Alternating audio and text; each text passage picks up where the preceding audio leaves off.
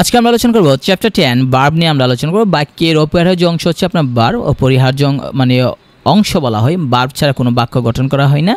Verb হচ্ছে কেন্দ্র বলা হয় বা মূল বিষয় হচ্ছে ভার্ব। তো আমরা ভার্ব নিয়ে আলোচনা যদি করি যে ভার্ব কাকে বলে, যে ওয়ার্ড দ্বারা কোনো কিছু করা, খাওয়া, মারা, ধরা ইত্যাদি কাজ বোঝায় তাকে বলা হয় ভার্ব বলা হয়। তো ভার্বকে দুই ভাগে ভাগ করছে। প্রথমত সেটা হচ্ছে ফাইনিট এবং নন ফাইনিট। ফাইনিটের বাংলা হচ্ছে সমাপিকা ক্রিয়া আর নন ফাইনিট হচ্ছে আপনার অসমাপিকা ক্রিয়া। তো এখানে নিচে আমরা আলোচনা করব। আমরা যদি এখানে খেয়াল করে দেখি, ভার্ব হচ্ছে আপনার ফাইনিট এবং নন ফাইনিট। ফাইনিটকে আবার ভাগ করছে আপনার প্রিন্সিপাল এবং অক্সিলারি। প্রিন্সিপালকে ভাগ করছে ট্রানজিটিভ, ইনট্রানজিটিভ, লিঙ্কিং। আবার ট্রানজিটিভকে ভাগ করছে আপনার কগনেট, কজেটিভ, ফ্যাক্টিটিভ, গ্রুপ এবং রিফ্লেক্সিভ দেওয়া আছে। আর এদিকে অক্সিলারিকে ভাগ করছে প্রাইমারি অক্সিলারি, মডেল এবং সেমি মডেল দেওয়া আছে। আর নন ফাইনিটকে ভাগ করছে আপনার ইনফিনিটিভ, জিরান্ড এবং পার্টিসিপল দেওয়া আছে। আবার ইনফিনিটিভকে ভাগ করছে আপনার bare infinitive, to infinitive, perfect infinitive দেওয়া আছে। আর পার্টিসিপল যেটা সেটাকে ভাগ করছে প্রেজেন্ট পার্টিসিপল যেটা হচ্ছে verb plus ING, perfect participle যেটা হচ্ছে হ্যাভিং প্লাস ভার্বের ফার্স্ট পার্টিসিপল, আর ফার্স্ট পার্টিসিপল হচ্ছে ভার্বের ফার্স্ট পার্টিসিপল। তো আমরা যদি এখানে বর্ণনা দেখি আমরা, তাহলে প্রথম হচ্ছে আপনার ফাইনিট ভার্ব কাকে বলে, সেটা হচ্ছে সমাপিকা ক্রিয়া। ফাইনিট মানে হচ্ছে আপনার সমাপ্ত হয়েছে সেগুলো দ্বারা। যদি কোনো একটা সেন্টেন্স বলার পরে যদি কথা শেষ হয়ে যায় তাহলে সেটা বলা হয় ফাইনিট। যেমন আই গো টু স্কুল, আমি বিদ্যালয়ে যাই, কথা শেষ। আই ইট রাইস, আমি ভাত খাই, কথা শেষ। তাই সেটাকে বলবো আমি সমাপিকা ক্রিয়া বলবো। অর্থাৎ যে সব মানে ভার্ব দ্বারা কথা সমাপ্ত হয়, যেমন হি সিংস এ সং, সে একটা গান গায়, কথা শেষ। হি নোজ ইট, সে সেটা জানে, কথা শেষ। তাহলে সেটাকে বলবো আমরা ফাইনিট ভার্ব বলবো। ফাইনিট ভার্বকে ভাগ করা হয়েছে আপনার দুই ভাগে ভাগ করছে। সেটা হচ্ছে কি আপনার প্রিন্সিপাল এবং অক্সিলারি। প্রিন্সিপাল মানে কি, যে ভার্ব হচ্ছে কি আপনার মূল ভার্ব দ্বারা হয়, যে ভার্বের নিজস্ব অর্থ থাকে এবং অন্য কোনো ভার্বের উপর নির্ভরশীল নয়, সে স্বাধীনভাবে বাক্যে ব্যবহার করা হয়, সেটাকে বলা হয় প্রিন্সিপাল ভার্ব বলা হয়। যেমন উই নিড সাম, মানে আমার কিছু টাকা প্রয়োজন, এখানে মূল মানে নিজস্ব অর্থ ব্যবহার করছে, স্বাধীন অর্থ প্রকাশ করছে। আবার প্রিন্সিপালকে আবার তিন ভাগে ভাগ করছে, সেটা হচ্ছে ট্রানজিটিভ, ইনট্রানজিটিভ এবং লিঙ্কিং। তো আমরা যদি খেয়াল করে দেখি, এখানে দেওয়া আছে ট্রানজিটিভ ভার্ব দেওয়া আছে, এখানে উদাহরণ দেওয়া আছে, আপনি উদাহরণ দেখবেন। যেমন আই ডিড দ্য ওয়ার্ক, এখানে ডিড কোন ধরনের, এটা হচ্ছে প্রিন্সিপাল। কারণ দেখেন মানে মূল ভার্ব, এর ডিডের পরে অনেকে বলতে পারে তো আমরা জানি ডিড তো হচ্ছে আপনার বি ভার্ব মানে অক্সিলারি ভার্ব, সাহায্যকারী ভার্ব। কিন্তু দেখেন ডিডের পরে কিন্তু কোনো মূল ভার্ব দেওয়া নাই। মূল ভার্ব যদি দেওয়া না থাকে হে নিজেই মূল ভার্ব। যেমন আই এম ইন ক্লাস 12, এখানে এম তো আমরা জানি এটা be verb, am is are was were. কিন্তু দেখেন এম এর পরে কিন্তু মূল ভার্ব কোনো দেওয়া নাই। যদি দেওয়া না থাকে তাহলে এম নিজেই মূল ভার্ব। আর যদি এম ইজ আর পরে যদি মূল ভার্ব দেওয়া থাকতো তাহলে এমকে বলতাম আমরা অক্সিলারি ভার্ব। যেহেতু এম এর পর আর কোনো ভার্ব নাই, তাহলে যদিও সে অক্সিলারি কিন্তু এখানে সে মূল ভার্বের দায়িত্ব পালন করতেছে। একেবারে দেখেন ট্রানজিটিভ ভার্ব। ট্রানজিটিভ ভার্ব মানে যে ভার্বের অবজেক্ট আছে তাকে ট্রানজিটিভ ভার্ব বলা হয়। যেমন দ্য বয় রিডস এ বুক, সে একটা বই পড়ে। তাহলে দেখেন এখানে রিড হচ্ছে যে ভার্বটা, তারপরে কিন্তু এ বুকস আছে মানে একটা বই, সেটা হচ্ছে আপনার অবজেক্ট। তাই আমরা বলতে পারি যে রিড হচ্ছে আপনার ট্রানজিটিভ ভার্ব। এখন প্রশ্ন হতে পারে যদি কঠিন একটা সেন্টেন্স দেয় তাহলে আপনি বুঝবেন কীভাবে, বা এখানে বুঝলেন কীভাবে, সেটা বোঝার উপায় হচ্ছে গিয়া আপনি প্রশ্ন করবেন ভার্বকে কি অথবা কাকে। মানুষ হইলে কাকে আর বস্তু হইলে কি। যেমন দ্য বয় রিডস এ বুক, ছেলেটা বই পড়ে। তো প্রশ্ন করেন কি পড়ে, উত্তর হচ্ছে বই পড়ে। তাহলে যেহেতু আমরা উত্তরটা পাইছি বই, তার মানে এটাকে বলা হয় অবজেক্ট। যেমন হি রাইটস এ লেটার, সে চিঠি লিখে। প্রশ্ন করেন কি লিখে, উত্তর হচ্ছে গিয়া চিঠি। তাহলে যেহেতু উত্তর যেটা পাইমো সেটাই অবজেক্ট। অর্থাৎ ট্রানজিটিভ ভার্বের মধ্যে অবজেক্ট কোনটা সেটা চেনার উপায় হচ্ছে গিয়ে আপনি ভার্বকে প্রশ্ন করবেন কি দ্বারা অথবা কাকে দিয়ে। কি হবে বস্তুর ক্ষেত্রে আর কাকে হবে ব্যক্তির ক্ষেত্রে। যেমন মাদার লাভস মি, মা আমাকে ভালোবাসে। এখন প্রশ্ন করেন কাকে ভালোবাসে, উত্তর হচ্ছে গিয়ে আমাকে। তাহলে যেহেতু আমরা উত্তর পাইছি তাহলে মি হচ্ছে গিয়ে আপনার অবজেক্ট। যেহেতু মি মানে আমাকে মানে ব্যক্তি আমি, তাই আমরা কাকে দ্বারা প্রশ্ন করব। আর বস্তু হলে যেমন লেটার, বই, কলম, খাতা, যদি বস্তু হয় তাহলে আমরা কি দ্বারা প্রশ্ন করব, কি বলবো। আর ব্যক্তি হলে কাকে। তাহলে ট্রানজিটিভ ভার্ব হচ্ছে কি যার অবজেক্ট আছে কীভাবে বুঝবো যে আপনি কাকে দিয়ে প্রশ্ন করবেন অথবা কি দ্বারা প্রশ্ন করবেন। ইনট্রানজিটিভ ভার্বকে গেলে যার কোনো অবজেক্ট নাই তাকে বলে ইনট্রানজিটিভ। যেমন বার্ড ফ্লাইস, পাখি উড়ে। প্রশ্ন করেন কি উড়ে, উত্তর নাই। প্রশ্ন করেন কাকে উড়ে, উত্তর নাই। এখন বলতে পারেন যে কি উড়ে তো বললে আসে, পাখি উড়ে, আসলে না। এখানে বার্ড কিন্তু সাবজেক্ট, তাই সাবজেক্টকে কি দ্বারা প্রশ্ন করতে হবে না। সাবজেক্টকে প্রশ্ন করবেন কে অথবা কারা। তো উত্তর প্রশ্ন করেন কারা উড়ে, উত্তর হচ্ছে পাখি উড়ে। তাহলে বা কে উড়ে, উত্তর হবে পাখি উড়ে। তাহলে সেটা হবে বার্ড। কিন্তু আমরা বলছি অবজেক্টকে প্রশ্ন করতে হয় কি অথবা কাকে দিয়ে। মনে রাখতে হবে সাবজেক্ট পাইতে হলে আপনি কে অথবা কারা, এইটা দিয়ে প্রশ্ন করবেন। আর অবজেক্ট পাইতে হলে আপনি কি অথবা কাকে দিয়ে প্রশ্ন করবেন। সবসময় এইভাবে প্রশ্ন করবেন, তাহলে আপনি পাবেন। মনে রাখেন, আবার দেখেন, বার্ড ফ্লাইজ, পাখি উড়ে। এখন অনেকে বলতে পারে কি উড়ে, উত্তর হচ্ছে পাখি। আসলে না, কি উড়ে উত্তর পাখি হবে না, কারণ এখানে বার্ড হচ্ছে সাবজেক্ট। যদি বার্ড সাবজেক্ট, কীভাবে বুঝলেন যে সাবজেক্ট? দেখেন প্রথমে আসে, প্রথমে তো একটা সাবজেক্ট, তারপর ফ্লাই মানে উড়ায়, সেটা হচ্ছে বার্ব। তাহলে 100% শিওর জেনে রাখেন যে বার্ড এখানে সাবজেক্ট না, মানে সাবজেক্ট হিসাবে বার্ব এখানে অবজেক্ট না। মানে আবার মনে করেন যে এখানে বার্ড ফ্লাইস, পাখি আকাশে উড়ে, তাহলে বার্ড এখানে অবজেক্ট না, এটা হচ্ছে সাবজেক্ট। কীভাবে বুঝলেন? কারণ প্রথমে আসে, আমরা জানি বার্বের আগে সাবজেক্ট থাকে, বার্বের পরে সাবজেক্ট থাকে না, বার্বের পরে থাকে অবজেক্ট। তাই পাখি যেহেতু বার্ড প্রথমে আসে, তাই সেটা সাবজেক্ট। আর উড়ে যেহেতু বার্ব, আমরা জানি বার্বের পরে অবজেক্ট বসে। তাছাড়া আমরা এভাবে প্রশ্ন করতে পারি যে কে উড়ে, উত্তর হচ্ছে পাখি উড়ে। তাই কে দ্বারা প্রশ্ন করলে সেটা হবে কি আপনার সাবজেক্ট, আর কি দ্বারা প্রশ্ন করলে হবে অবজেক্ট অথবা কাকে দ্বারা। তো এখানে কিছু ইন্ট্রানজিটিভ ভার্ব দেওয়া আছে, যেমন sing, rise, sleep, close, fly, cry, stop, die, come, bark, sit, sink, এগুলো দেওয়া আছে। এগুলো আপনি মুখস্থ করতে হবে। তো এখানে বিভিন্ন প্রশ্ন আছে যেগুলো পরীক্ষা আসছে। তো এখানে দেওয়া আছে লিঙ্কিং ভার্ব দেওয়া আছে। যেসব ভার্বের অর্থ প্রকাশের জন্য কমপ্লিমেন্ট প্রয়োজন হয় তাকে লিঙ্কিং ভার্ব বলা হয়, বা কোপোলেটিভ ভার্ব অথবা কুপোলার ভার্ব বা কোপুলাস বলে। এরা কোনো অ্যাকশন বা কাজ নির্দেশ না করে, তারা সাবজেক্টের সাথে কমপ্লিমেন্টের সাথে সম্পর্ক স্থাপন করে। নিচে কিছু দেওয়া আছে, যেমন অ্যাপিয়ার, লুক, রিমেন, টেস্ট, গো, সাউন্ড, এই যে শব্দগুলো আছে এগুলোকে বলা হয় লিঙ্কিং ভার্ব বলা হয়। এগুলো মনে রাখতে হবে, মুখস্থ করতে হবে। তো এখানে দেখেন অক্সিলারি ভার্ব আছে। অক্সিলারি ভার্ব আমরা জানি প্রাইমারি অক্সিলারি ভার্ব আছে, সেটা হচ্ছে কি আপনার অক্সিলারি মানে কি সাহায্যকারী ভার্ব। তাদের নিজস্ব অর্থ থাকে না, তারা অন্যের উপর নির্ভর করে, তারা স্বাধীনভাবে অর্থ প্রকাশ করে না বা স্বাধীনভাবে সেন্টেন্সে বসে না। তাহলে প্রাইমারি অক্সিলারি হচ্ছে আপনার বি ভার্ব, যেগুলো বি মানে হচ্ছে বি ভার্ব, সেটা হচ্ছে am, is, are, was, were, been. আর ডু ভার্ব হচ্ছে কি আপনার ডু, ডাজ, ডিড। আর হ্যাভ ভার্ব হচ্ছে আপনার হ্যাভ, হ্যাজ, হ্যাড। মডেল হচ্ছে আপনার মডেল মানে কোনগুলো? Can, could, may, might, shall, should, এইগুলো। সেমি মডেল দেওয়া আছে। সেমি মডেল এগুলো মনে রাখতে হবে যে এগুলো হচ্ছে সেমি মডেল। সেটা হচ্ছে be, going to, be able to, be willing to, have to, has to, had to, এগুলো হচ্ছে আপনার সেমি মডেল, মানে সেমি অক্সিলারি বলা হয়। এখানে নন ফাইনিট দেওয়া আছে। নন ফাইনিট মানে অসমাপিকা, যদি কথা শেষ না হয় সেটাকে বলা হয় নন ফাইনিট। যেমন আমি বাজারে গিয়ে, তাহলে বোঝা গেল যে আমি বাজারে গিয়ে কথা বাকি রয়েছে। আমি ভাত খেয়ে মানে কি কিছু করব, কথা বাকি রয়েছে। আমি স্কুলে গিয়ে কিছু করব, সেটা কথা বাকি রয়েছে, তাই সেটাকে বলা হয় নন ফাইনিট। কথা শেষ, আই ইট রাইস, আমি ভাত খাই, কথা শেষ। আর যদি বলি আমি ভাত খেয়ে, তার মানে বোঝা যায় আমি ভাত খেয়ে কিছু একটা করব, মানে কথা রয়েছে। এই যে কথা রয়েছে সেটাকে বলা অসমাপিকা, সেটাকে বলা নন ফাইনিট। বুঝবেন কীভাবে? যে ভার্বের সাথে আইএনজি থাকবে অথবা 2+ ভার্ব থাকবে, সেটাই নন ফাইনিট। মানে যে ভার্বের সাথে দেখেন 2+ ভার্ব থাকবে অথবা ভার্বের সাথে আইএনজি থাকবে, 2+ ভার্ব অথবা আইএনজি থাকবে, সেটাকে আমরা বলবো নন ফাইনিট। তাহলে ভার্বের সাথে আইএনজি থাকলে নন ফাইনিট, আর ভার্বের সাথে টু থাকলে সেটা বলা হয় নন ফাইনিট। দেখেন 3 প্রকার আছে ইনফিনিটিভ। ইনফিনিটিভ মানে হচ্ছে 2+ ভার্ব, যেটা আমরা বললাম যে এই যে 2+ ভার্ব, সেটা বলে ইনফিনিটিভ। আর পার্টিসিপল বা জিরান যেটা বলবো, সেটা হচ্ছে ভার্বের সাথে আইএনজি, সেটা হচ্ছে পার্টিসিপল অথবা জিরান। জিরান মানে ভার্ব প্লাস আইএনজি। এখানে এইগুলো দেওয়া আছে। ইনফিনিটিভ নিয়ে এখানে আলোচনা করা আছে। 2+ ভার্ব থাকলে সেটাকে বলে ইনফিনিটিভ বলে, যেমন টু প্লে, টু ডু, সেগুলো দেওয়া আছে। তারপর আমরা দেখেন এখানে বেয়ার ইনফিনিটিভ দেওয়া আছে। দে ক্যান প্লে ক্রিকেট, এখানে কোনো মানে বেয়ার মানে শূন্য বা খালি, এখানে দেখেন কোনো কি নাই। I heard him say this, এখানে কিন্তু টু আছে, কিন্তু এখানে দেখানো হয়েছে না I heard him say this. দেখেন এখানে হেয়ার্ড মানে শোনা, এটা একটা ভার্ব। সে মানে কি মানে বলা, সেটা একটা ভার্ব।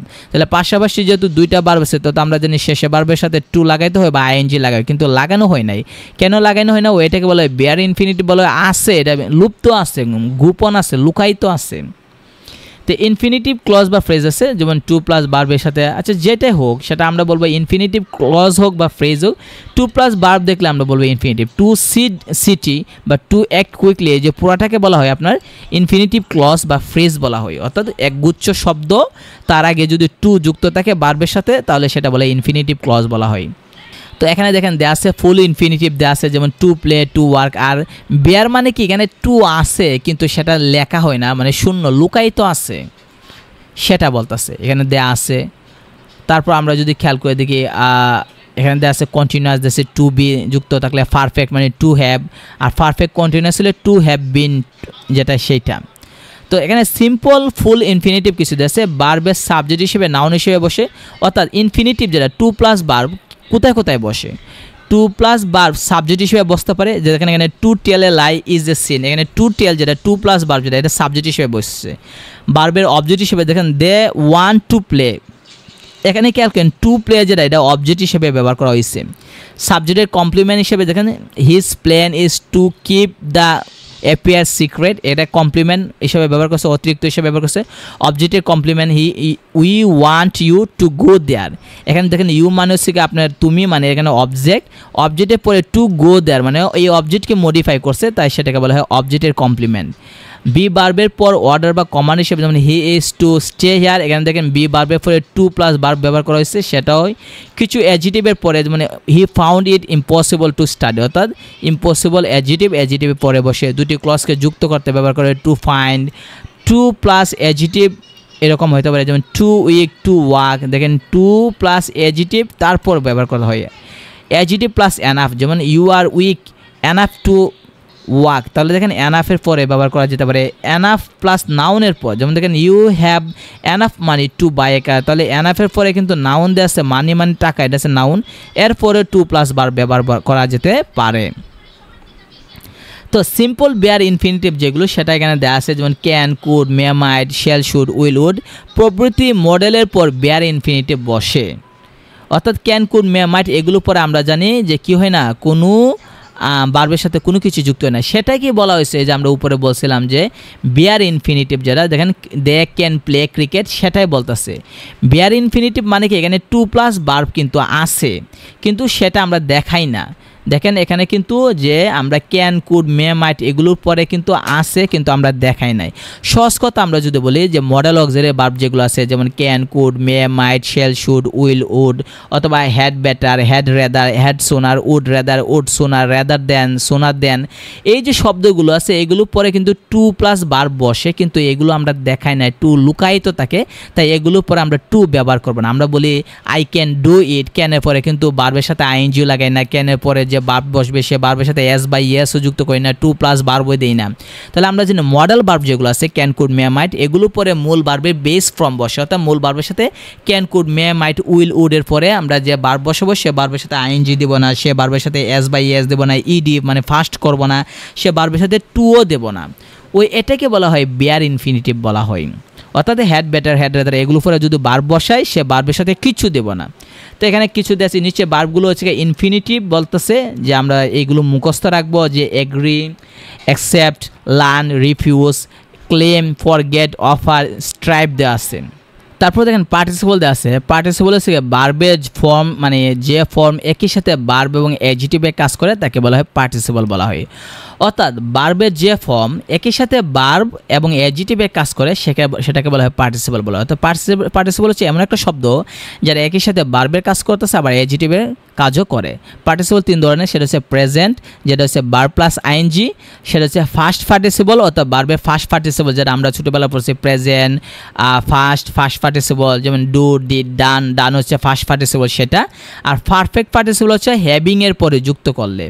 তো আমরা যদি এখানে খেয়াল করি এখানে বর্ণনা দেওয়া আছে, এখানে অনেকগুলো দেওয়া আছে যেগুলো বিভিন্ন পরীক্ষা আসছে। তো এগুলো জানতে হলে আগে নিচে দেখতে হবে যে এগুলো কাকে বলে। যদি আমরা খেয়াল করে দেখি প্রেজেন্ট পার্টিসিপল, এগুলো শিখার পরে আমরা এই যে এখানে প্র্যাকটিসগুলো আছে এই প্র্যাকটিসগুলো আমরা বলতে পারবো, কিন্তু এগুলো না শিখে এখানে যেগুলো আছে যেমন এ বার্ন্ট, এটা যে ফার্স্ট পার্টিসিপল সেটা কীভাবে হলো সেটা আমরা তো বলতে পারবো না। বা এখানে যে সুইমিং দেওয়া আছে এটা কোন ধরনের পার্টিসিপল সেটা তো আমরা বলতে পারবো না, যে সুইমিং এটা কি পার্টিসিপল কোন ধরনের সেটা আমরা নিচে দেখি। যে প্রেজেন্ট পার্টিসিপল দেওয়া আছে, প্রেজেন্ট পার্টিসিপল মানে হচ্ছে আপনার ভার্বের সাথে আইএনজি যুক্ত করলে, অর্থাৎ ভার্বের প্রেজেন্ট ফর্মের সাথে যদি আইএনজি যুক্ত থাকে তাহলে সেটাকে আমরা বলবো প্রেজেন্ট পার্টিসিপল বলবো। যেমন হি ইজ ওয়ার্কিং, এখানে খেয়াল করেন ভার্বের সাথে আইএনজি যুক্ত আছে তাই সেটাকে আমরা বলবো present participle. A barking dog, এখানে খেয়াল করে দেন ভার্ব হচ্ছে বার্ক মানে হচ্ছে আপনার গেউ গেউ করা, এই বার্কের সাথে আইএনজি যুক্ত করা হয়েছে তাই সেটা হচ্ছে বলবো আমরা প্রেজেন্ট পার্টিসিপল।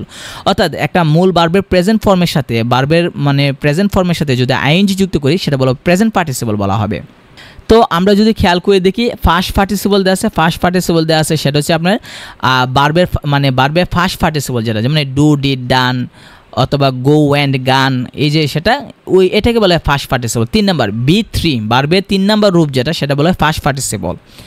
যেমন এখানে দেওয়া আছে, যেমন দেখেন যেমন হি হ্যাজ ওয়ার্কড অথবা don't sit on the broken অথবা ইনস্টলড সেটা। এ বার্নড, মূল শব্দ হচ্ছে বার্ন, এর ফার্স্ট হচ্ছে বার্নড, ফার্স্ট পার্টিসিপল বার্নড, তাহলে সেটাকে আমরা বলবো ফার্স্ট পার্টিসিপল।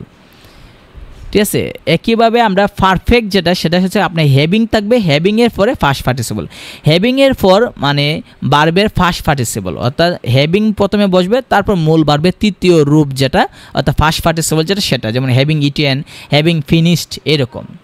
তো ইউজ অফ পারফেক্ট পার্টিসিপলের কিছু ব্যবহার এখানে দেওয়া আছে, যে একই সাবজেক্ট দ্বারা একটি কাজের পর আরেকটি কাজ সম্পন্ন করতে প্রেজেন্ট পার্টিসিপল ব্যবহার করা হয়, কিন্তু এরূপ সেন্টেন্স থেকে পরিষ্কার বোঝা না গেলে একই সাথে ঘটেছে নাকি একটির পর আরেকটি ঘটেছে, তাই কাজ দুইকে সবচেয়ে সঠিকভাবে প্রকাশ করার জন্য পারফেক্ট পার্টিসিপল দেওয়া আছে। আমাদের ব্যবহার দরকার নাই, আমরা শুধু বলবো মানে এটা কোন ধরনের। যেমন একই সাবজেক্ট দ্বারা একটি কাজের কিছু সময় পর আরেকটি কাজ সম্পন্ন করতে পারফেক্ট পার্টিসিপল ব্যবহার করা হয়। যেমন দেখেন হ্যাভিং, তো আমরা জানি হ্যাভিংয়ের পরে মূল ভার্বে ফার্স্ট পার্টিসিপল বসবে, সেটা হচ্ছে ফরগটেন, সেটা আমরা এমনি বলতে পারি। হ্যাভিং দেওয়া আছে, হ্যাভিংয়ের পরে কী বসবে, হ্যাভিংয়ের পরে আমরা জানি মূল ভার্বের ফার্স্ট পার্টিসিপল বসবে, কারণ আমরা জানি হ্যাভিং থাকলে মূল ভার্বের ফার্স্ট পার্টিসিপল সেটা হচ্ছে আমরা বলছিলাম যে পারফেক্ট পার্টিসিপল বলা হয়। এখানে জিরান দেওয়া আছে, জিরান হচ্ছে ভার্বের সাথে আইএনজি যুক্ত হলে একই সাথে ভার্ব এবং একই সাথে নাউনের কাজ করলে সেটা বলা হয় জিরান, অর্থাৎ ভার্বের সাথে আইএনজি যুক্ত করলে একই সাথে ভার্ব এবং নাউনের কাজ করলে সেটাকে জিরান বলা হয়। জিরান কোথায় কোথায় বসে, ভার্বের সাবজেক্ট, ভার্বের অবজেক্ট, প্রিপোজিশনের পরে, কমপ্লিমেন্ট হিসেবে, কম্পাউন্ড নাউন হিসেবে, নমিনেটিভ হিসেবে, পসেসিভ হিসেবে, পসেসিভ মানে কি মাই, আওয়ার, ইউর, এগুলো ভার্বাল নাউন হিসেবে ব্যবহার করা হয়। তো আমরা এখানে ব্যবহার আমরা না দেখে নিচে দেখি যে আমরা চিনার উপায়টা দেখি, যে জিরান হচ্ছে আপনার ভার্ব প্লাস আইএনজি এবং এটি সবসময় নাউন হিসেবে ব্যবহার করা হয়। আর পার্টিসিপল হচ্ছে আপনার ভার্ব প্লাস আইএনজি, কিন্তু এটা অ্যাডজেক্টিভ হিসেবে ব্যবহার করা হয়। যেমন দেখেন এখানে swimming is a good exercise, এখানে সুইমিং কিন্তু সাবজেক্ট হিসেবে ব্যবহার করা হয়েছে, মানে এটা নাউন। আর এদিকে দেখেন হি ইজ সুইমিং, মানে কি সে সাঁতরাচ্ছে, তো এখানে কিন্তু এটা হচ্ছে আপনার পার্টিসিপল। তো আমরা একইভাবে আমরা যদি খেয়াল করে দেখি এখানে দেওয়া আছে যে দুটো আমাদের পার্থক্য দেওয়া আছে, যে কারণ জিরান্ডও ভার্ব প্লাস আইএনজি, পার্টিসিপলও ভার্ব প্লাস আইএনজি, তো চিনব কীভাবে কোনটা জিরান কোনটা পার্টিসিপল। মূলত হচ্ছে কি জিরান হচ্ছে আপনার সাবজেক্ট হিসেবে ব্যবহার করা হয়, যেটা উপরে বলছি, আর পার্টিসিপল সাধারণত নাউনের আগে বসে, সাধারণত ট্রানজিটিভ ভার্বের পরে ভার্ব প্লাস আইএনজি বসে, যেমন হি স্টার্টেড টিচিং ওথেলো, অর্থাৎ ভার্বের পরে অবজেক্ট হিসেবে বসে, আর সাধারণত ইনট্রানজিটিভ ভার্বের পরে বসে, যেমন শি ওয়েন্ট ওয়ে লাফিং, অর্থাৎ অবজেক্ট হিসেবে ব্যবহার করা হয় না। প্রিপোজিশনের পরেও ভার্ব প্লাস আইএনজি বসে, কিন্তু অবজেক্টের পরে ভার্ব প্লাস আইএনজি থাকলে তা পার্টিসিপল হয়, যেমন আই ফাউন্ড হিম রিডিং সেটা বলতেছে। আর আমরা জানি প্রিপোজিশন পরেও বসতে পারি, যেমন বাই স্টাডিং, সেটা প্রিপোজিশনের পরে বসছে। যদি ভার্ব প্লাস আইএনজি আরও একটি নাউনের পূর্বে বসে তাহলে কম্পাউন্ড নাউন হবে, যেমন এ রিডিং রুম, এখানে খেয়াল করে দেখেন এ রিডিং রুম সেটা কম্পাউন্ড নাউন হিসেবে ব্যবহার করা হইতেছে। কিন্তু আর্টিকেল এবং নাউনের মাঝে যদি অ্যাডজেক্টিভ বসে তাহলে সেটা পার্টিসিপল, যেমন দেখেন এ ড্রোয়িং ম্যান, অর্থাৎ শেষে আসছে নাউন, নাউনের পরে মানে নাউনের আগে থাকে কি সেটা হচ্ছে আপনার অ্যাডজেক্টিভ, পার্টিসিপল কিন্তু অ্যাডজেক্টিভ, তার আগে কি সেটা হচ্ছে কি আপনার এই আর্টিকেল দেওয়া আছে। তাহলে বলতেছে যে আর্টিকেল এবং নাউনের মাঝামাঝি অ্যাডজেক্টিভ বসে তাহলে সেটা পার্টিসিপল। তো আমরা এখানে দেখছি নিচে ভার্বগুলো হচ্ছে জিরান, যেমন admit, appreciate, deny, enjoy, practise, quit, resume, race, এই শব্দগুলো হচ্ছে জিরান হিসেবে সবসময় ব্যবহার করা হয়। এগুলো আমাদের মনে রাখতে হবে, বিভিন্ন পরীক্ষা আসছে। আপনি দেখেন আরও কিছু প্রয়োজনীয় ভার্ব দিয়েছে, কগনেট ভার্ব দিয়েছে, যেসব ইনট্রানজিটিভ ভার্ব সমজাতীয় নাউনকে অবজেক্ট হিসেবে গ্রহণ করে তাকে ট্রানজিটিভ ভার্ব রূপে ব্যবহার হয়, সেগুলোকে বলে কগনেট। যেমন দেখেন I dreamed a wonderful dream, এখানে খেয়াল করে দেখেন এখানে মূল মানে ভার্বও দেখেন ড্রিম, আর নাউনও দেখেন মানে অবজেক্টও দেখেন ড্রিম, তাহলে দেখা গেল যে দুইটা কিন্তু একই শব্দ, তাহলে সেটাকে বলা হয় কগনেট ভার্ব বলা হয়। অর্থাৎ বলতেছে যে যেসব ইনট্রানজিটিভ ভার্ব সমজাতীয় নাউনকে অবজেক্ট হিসেবে মানে গ্রহণ করে তাকে ট্রানজিটিভ ভার্ব রূপে ব্যবহৃত হয়। সহজ কথা হচ্ছে গিয়া যদি কোনো একটা সেন্টেন্সে যদি দেখেন ভার্ব এবং অবজেক্ট দুইটা একই শব্দ থেকে আসছে তাহলে আমরা সেটাকে বলবো যে কগনেট ভার্ব। যেমন দেখেন I slipped a sound sleep, তখন দেখেন এখানে স্লিপ হচ্ছে ভার্ব হিসেবে কাজ করতে, আর সাউন্ড স্লিপ এখানে স্লিপ মানে কি নাউন হিসেবে কাজ করতেছে, তাহলে মানে অবজেক্ট হিসেবে কাজ করতেছে, মানে নাউন বা অবজেক্ট, তাহলে দেখা গেলো দুইটা একই শব্দ থেকে আসছে তাই সেটাকে বলা হয় কগনেট ভার্ব বলা হয়। পজিটিভ ভার্ব আছে এখানে দেখেন, পজিটিভ ভার্ব আছে যে ভার্বের সাবজেক্ট নিজে কাজ না করে অন্যকে দিয়ে কোনো কাজ করায় সেটাকে বলে পজিটিভ ভার্ব। অর্থাৎ নিজে কাজটা না করে যদি অন্যকে দিয়ে কাজটা করানো হয় সেটা বলে পজিটিভ ভার্ব, যেটা বাংলা ব্যাকরণে আছে আপনার, যেমন আমরা বলি যে রাখাল গরুকে ঘাস খাওয়াচ্ছে, তাহলে ঘাস খাইতেছে কে, গরু, রাখালের তত্ত্বাবধানে খাইতেছে, তাই সেটাকে বলে পজিটিভ ভার্ব বলা হয়। অর্থাৎ নিজে কাজটা না করে অন্যকে দিয়ে করাচ্ছে। যেমন শিক্ষক ছাত্রদের পড়াচ্ছেন, তাহলে শিক্ষক কি পড়তেছে না, ছাত্রদের কাজটা করাইতেছে, পড়াইতেছেন, সেটাকে বলা হয় পজিটিভ ভার্ব। অর্থাৎ নিজে কাজটা না করে শিক্ষক অন্যদের দিয়ে করাইতেছে, রাখাল কাজটা না করে গরুরে দিয়ে করাইতেছে, সেটা বলে পজিটিভ ভার্ব। অর্থাৎ যে ভার্ব এর সাবজেক্ট কাজটা করে না, অন্যকে দিয়ে করায়। এরকম কতগুলো শব্দ আছে যেগুলো আমাদের মনে রাখতে হবে, সেটা হচ্ছে আপনার feel, feed, teach, inform, remind, raise, so call দ্যাস, lay, show, make, have, get, let, help দেওয়া, এগুলো বলা হয় আপনার পজিটিভ ভার্ব বলা হয়। অর্থাৎ এক্ষেত্রে নিজে কাজটা না করে অন্যকে দিয়ে করা, যেমন my mother makes me take the medicine. একেবারে দেখেন এমপ্যাথিক ভার্ব দেওয়া আছে, কোনো ভার্ব দ্বারা যে আইডিয়া বা ধারণা প্রকাশ করা হয় তার উপর অধিকত গুরুত্ব প্রদানের জন্য এমপ্যাথিক, অর্থাৎ জোর দেওয়ার জন্য এমপ্যাথিক ভার্ব ব্যবহার করে, যেমন ডু, ডাজ, ডিড। এই অক্সিলারি ভার্বগুলোকে এমপ্যাথিক ভার্ব হিসেবে ব্যবহার করা হয়। ভার্বের এমপ্যাথিক ফর্ম শুধু প্রেজেন্ট টেন্স এবং ফার্স্ট টেন্সে ব্যবহার করা হয়, যেমন I do help you, he does love you, you did beat the thief. বলতেছে যে এমপ্যাথিক মানে হচ্ছে জোর দেওয়ার জন্য, এমপ্যাথিক মানে হচ্ছে আপনার জোর দেওয়ার জন্য। জোর দেওয়ার জন্য আমরা কী ব্যবহার করতে পারি, ডু, ডাজ, ডিড ব্যবহার করতে পারি, সেগুলোকে বলা আপনার এমপ্যাথিক। আর মনে রাখতে হবে এমপ্যাথিক ভার্ব সাধারণত ফিউচারে হয় না, প্রেজেন্ট এবং ফার্স্টে হয়। ইমপার্সোনাল ভার্ব দেওয়া আছে, যেটা হচ্ছে ইমপার্সোনাল ভার্ব এর কোনো ট্রু সাবজেক্ট বা পার্সোনাল সাবজেক্ট থাকে না। ইমপার্সোনাল ভার্ব যুক্ত বাক্য সাবজেক্ট এর পরিবর্তে সাধারণত ইমপার্সোনাল প্রোনাউন যেমন ইট দিয়ে শুরু হয় এবং আবহাওয়া সম্পর্কে কথা বলার সময় এসব ভার্ব ব্যবহার করা হয়, যেমন it rains in the morning, it snows in the winter. বলতেছে কি ইমপার্সোনাল ভার্ব এর কোনো ট্রু সাবজেক্ট বা পার্সোনাল সাবজেক্ট থাকে না। ইমপার্সোনাল মানে হচ্ছে যে ব্যক্তিগত সাবজেক্ট থাকে না, সোজা কথা। ইমপার্সোনাল ভার্ব মানে কি, ইমপার্সোনাল ভার্ব হচ্ছে কি আপনার যে ভার্বের কোনো ব্যক্তিবাচক সাবজেক্ট থাকে না, সেটাকে বলা হয় ইমপার্সোনাল ভার্ব। যেমন দেখেন ইট রেইনস ইন দ্য মর্নিং, এখানে দেখেন ইট হচ্ছে কি আপনার সাবজেক্ট, সেটা কোনো ব্যক্তিবাচক না, তাই সেটা বলা হয় এই যে ইট যেহেতু ব্যক্তিবাচক সাবজেক্ট না, তাই তার যে ভার্ব দেওয়া আছে রেইনস, এই রেইনটাকে আমরা ইমপার্সোনাল ভার্ব বলবো। দেখেন ইট snows in the winter, snow মানে হচ্ছে বরফ। তো দেখেন যে এইটার যে সাবজেক্ট বরফ পড়া, স্নো মানে বরফ পড়া, এখানে দেখেন স্নো যদি বরফ পড়া হয়, এখানে যে সাবজেক্টটা ব্যবহার করেছে ইট, এটা কোনো ব্যক্তিবাচক মানে সাবজেক্ট না, তাই সেটাকে বলা হয় ইমপার্সোনাল ভার্ব। এই সাবজেক্টের যে ভার্বটা সেটাকে বলা হয় ইমপার্সোনাল ভার্ব বলা হয়। নন কনক্লুসিভ ভার্ব, যে ভার্ব মানুষের পছন্দ অপছন্দ, উপলব্ধি, জ্ঞান, মানসিক অবস্থা বা প্রক্রিয়া, আবেগ, অনুভূতি, প্রবৃত্তি প্রকাশ করে, তাকে নন কনক্লুসিভ ভার্ব বলে। এ ভার্বগুলো শুরু বা শেষ ইচ্ছেমতো গঠানো যায় না। নন কনক্লুসিভ ভার্ব বলতেছে কি, যে ভার্ব মানুষের পছন্দ অপছন্দ, উপলব্ধি, যে ভার্ব মানুষের পছন্দ অপছন্দ, উপলব্ধি, জ্ঞান, মানসিক অবস্থা বা প্রক্রিয়া, আবেগ, অনুভূতি, প্রবৃত্তি প্রকাশ করে। অর্থাৎ যে ভার্ব মানুষের পছন্দ অপছন্দ, উপলব্ধি, জ্ঞান, মানসিকতা প্রকাশ করে, সেগুলোকে বলা হয় নন কনক্লুসিভ বলা হয়। এ ভার্বগুলো শুরু বা শেষ ইচ্ছে মতো করা যায় না।